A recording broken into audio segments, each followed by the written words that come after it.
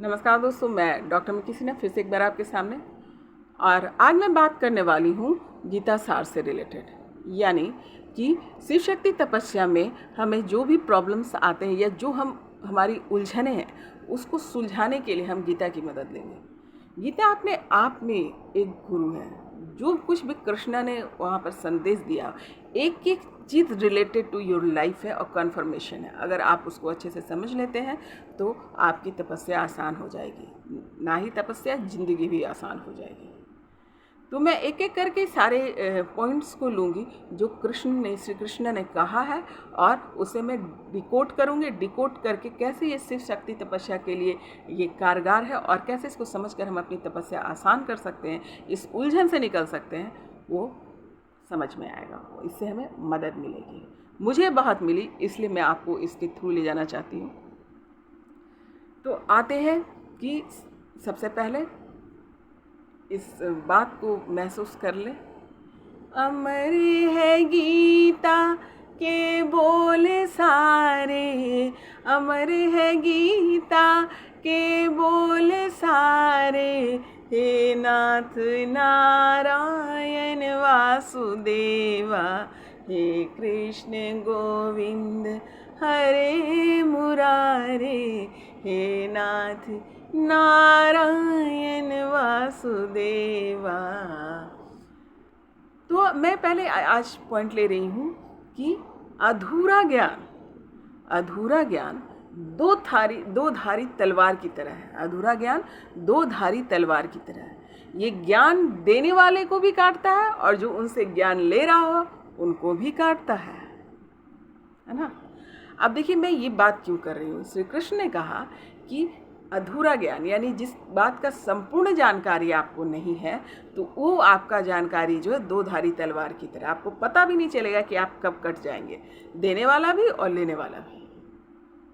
तो कहने का अर्थ क्या है कि शिव शक्ति तपस्या भी एक जो है बहुत ही संजीदा विषय है।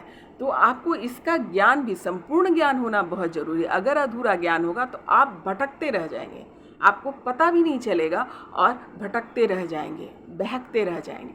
तो सही ज्ञान का होना बहुत ज़रूरी है, संपूर्ण ज्ञान का होना बहुत ज़रूरी है। तो अब मैं बात करती हूँ, मैं अपने एक्सपीरियंस से ही लेकर के जाऊँगी कि क्यों मैं ये बात करूँ, किस प्रकार जो है ये लाइन सटिक बैठता, और जब ये बात समझ में आई तो कैसे मैं आगे बढ़ी।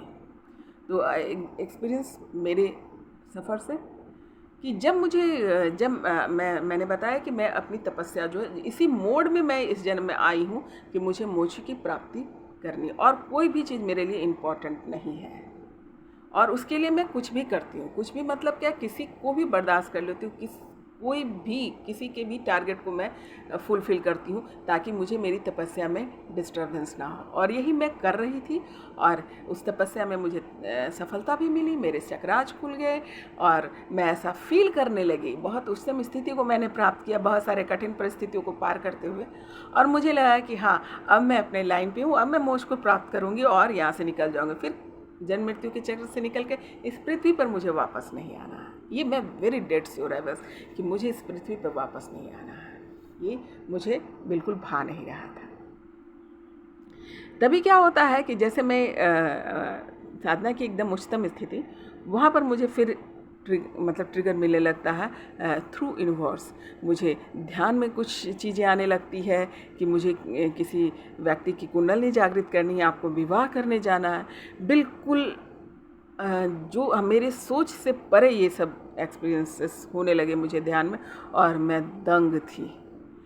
पर एंड ऑफ द डे मैंने ये सोचा कि चलो ठीक है कि अगर मेरी तपस्या के लिए, अगर इसके बाद मेरी जो तपस्या आगे बढ़ जाएगी तो ठीक है, मैं ये भी कर दूंगी। बहुत मन को मनाते समझाते या बहुत सारे ऐसे सिचुएशन आते हुए मैंने इस बात को मान लिया, और मैं इस कार्य को भी टास्क की तरह लेने लगी, और मैंने किया भी। और अपनी ट्यून से मिली और उनकी कुंडली जागृत किया मैंने किया, और साथ में उनकी बहुत सारी काउंसलिंग की, और उनकी अवेकनिंग हो गई। और फिर विवाह जैसा जो क्या कहते हैं संदेश आया था, वो भी जो है दैविक रूप से, वो भी यूनिवर्स की मदद से जो है पूरे दैविक रूप से हमारा विवाह भी मैंने देखा ध्यान में। कुछ प्रक्रियाएं भी की, क्योंकि हम लोग फिजिकल स्टेट में एक दूसरे के पास बिल्कुल हम लोग नहीं थे, मिलना संभव नहीं था और मैं मिलना भी नहीं चाहती थी किसी से भी नहीं, नॉट ओनली हिम, किसी से भी नहीं। मेरे संपर्क धीरे धीरे, मैं इंटरनली तो मैं वैराग्य में जा ही चुकी थी और एक्सटर्नली भी मेरी जो है स्थिति ये हो रही थी कि मैं जो है सबसे मतलब अकेले अपने आप के साथ रहना पसंद करती थी। मैं किसी से भी मिलना नहीं चाहती थी, इतना मैं मेरे मन में जो है पृथ्वी पे ना रहना घर किया हुआ था, नहीं रहना मुझे यहाँ। और फिर क्या होता है कि उस जो भी मुझे टास्क दिया गया था वो टास्क करके मैं वापस आती हूँ। अब मेरा दिल करता है कि अब मैं इन्हें छोड़ूँ और मैं अपनी तपस्या में वापस जाऊँ, मतलब मोक्ष की राह पे जाऊँ, पर ऐसा नहीं हो रहा था। मेरे वापस आ जाने के बावजूद भी मेरे ट्विंस यानी कान्हा वो बायसोल मेरे पास आया करते हैं। मैं कितनी बार उन्हें बोलती कि अभी मैं ध्यान में जाऊँगी, मैं अभी मंत्र उच्चारण करूँगी, लेकिन वो कहीं नहीं जाते, वो मेरे पास ही रहते। और कभी कभी मैं ये फील करती कि वो काफ़ी सुस्त हो जाते, मेरे व्यवहार के कारण वो एनर्जी मुझे सुस्त वहाँ पर दिखती। मैं समझ नहीं पा रही थी ये हो क्या रहा है, क्योंकि देखिए इसी को कहते हैं अधूरा ज्ञान, क्योंकि ज्ञान की कमी थी मुझ में, जानकारी की कमी थी, इसलिए मुझे समझ नहीं आ रहा था मुझे। और मैं इस तरीके से भटकाव में थी कि मैं अपना चलो आप जाएँ, मैं अपना करूँगी। तो नहीं जानकारी होने की वजह से मैं भी अपना समय बर्बाद कर रही थी, साथ में अपनी ट्विंस उनको भी तकलीफ़ पहुंचा रही थी।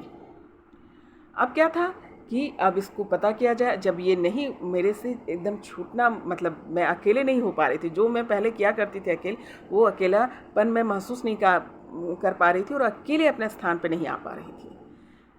फिर मुझे लगा यहाँ पर मेरी ज्ञान की कमी है। मेरी बुद्धि ने ये बताया कि तुम्हें संपूर्ण जानकारी नहीं, पता करो ये क्या है।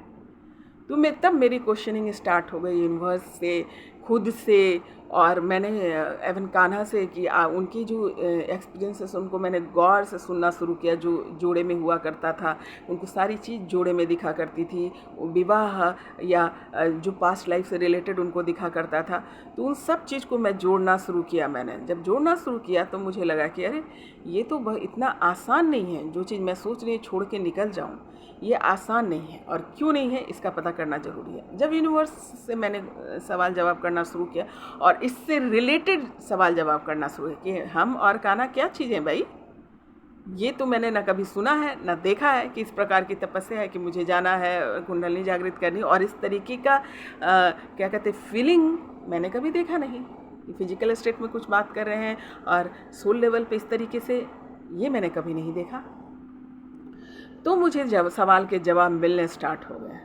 जब तक आप क्वेश्चन नहीं पूछेंगे, जब तक आप अपने ज्ञान को बढ़ाना नहीं चाहेंगे, उसका जवाब आपको नहीं मिलेगा। इसलिए अधूरा ज्ञान नहीं, संपूर्ण ज्ञान प्राप्त करने के लिए आपका जागृत होना बहुत ज़रूरी है, सजग होना बहुत ज़रूरी है।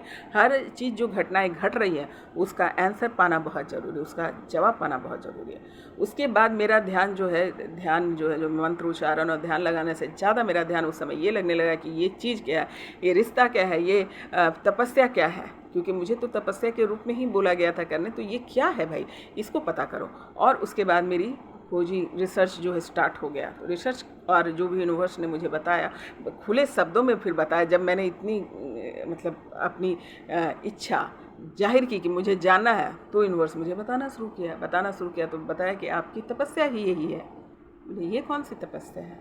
उन्होंने बताया कि आप एक आत्मा के 2 टुकड़े हैं, और इस टुकड़े जो आप टुकड़े में है, जो आधा अधूरे, जो इधर उधर बिखरे हुए हैं, आप दोनों को एक होना है। तो आप दिखने में 2 शरीर जरूर हैं, लेकिन आप हैं ही एक। यानी आपको मिक्की कहा जाए या उन्हें मिक्की कहा जाए, बात बराबर है। तो जब तक आप पूरी नहीं होंगी, आपकी तपस्या पूरी नहीं होगी, आपका ठीक है, आपकी सोच ये है कि आपको मोक्ष की तरफ जाना है, तो मोक्ष का आखिरी राह यही है कि आपको पहले अपनी आत्मा के साथ मर्ज हो जाना है। मेरे लिए बहुत आश्चर्यजनक था, बहुत लॉजिकल था, पर मुझे ये मतलब एक्सेप्ट नहीं कर पा रही थी मैं। ये क्या बात हुई, एक्सेप्टेंस मेरी नहीं हो पा रही थी। और ये एक्सेप्टेंस नहीं होने की वजह से मैंने बहुत झेला है।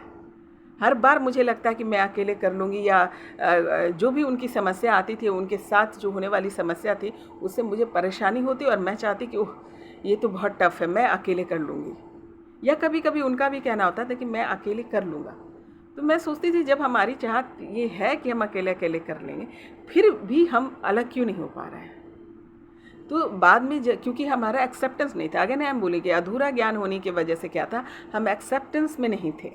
सब कुछ कर रहे थे, सब कुछ फील कर रहे थे, और क्या कहते हैं, साधना से सारा ज्ञान भी हमारा क्लियर था, हमारे आज्ञा चक्र भी खुले हुए थे, फिर भी एक्सेप्टेंस नहीं था, हमने स्वीकार नहीं किया। मैं स्वीकार ही नहीं कर पा रही थी कि ऐसी भी कोई चीज़ होती हो और ऐसी भी कोई तपस्या है। और जब मुझे संपूर्ण ज्ञान हुआ और दूसरी बात की उसको मैंने एक्सेप्ट किया, जैसे गीता में ये बात बताई गई, तो आपके हम पढ़ लिए और चले गए, उससे कुछ नहीं होता। जब आप पढ़ के उसको रियलाइज़ करते हैं, एक्सेप्ट करते हैं अपने लाइफ में, तभी वो कारगर है। और वही जानकारी प्राप्त होने के बाद भी मैं एक्सेप्ट नहीं कर रही थी, तो मेरी जो है स्थिति बहुत परेशानी वाली थी, अपनी तपस्या मेरी आगे नहीं बढ़ रही थी। तो इतना महत्वपूर्ण है शिव शक्ति तपस्या, महत्वपूर्ण क्या, और कोई चारा ही नहीं है, आप भाग नहीं सकते। ये इसीलिए कहा जाता है कि आपको देखिए, ये बैलेंसिंग इसीलिए प्रकृति ने, यूनिवर्स ने जो है इस पोजीशन को रखा है। ऐसे तो आप भागते ही रहेंगे, आपको लगेगा मैंने सब कर लिया, अपनी ईगो अहंकार, आपका ईगो अहंकार, आपका बैलेंसिंग आपका ट्विंस ही बताता है, और उसके साथ ही रह के आप बैलेंस होते हैं, आप अपने ऊपर काम करते हैं, आप ज्ञान की तरफ खोजी बनते हैं। पहले से भी मैं खोजी थी, लेकिन इतना गंभीर वाला, और जो विषय से आप भाग रहे होते हैं कि ये विषय मेरी तपस्या का रुकावट है, वही विषय आपकी तपस्या को बढ़ाता है। तो उम्मीद करती हूँ कि इस ज्ञान को संपूर्णता के साथ लीजिए और एक्सेप्ट कीजिए। जब आप एक्सेप्ट करेंगे तो शिव शक्ति तपस्या में भी आगे बढ़ेंगे। तो फिर मिलती हूँ नेक्स्ट वीडियो में, नेक्स्ट गीता सार के वाक्यों के साथ। नमस्कार।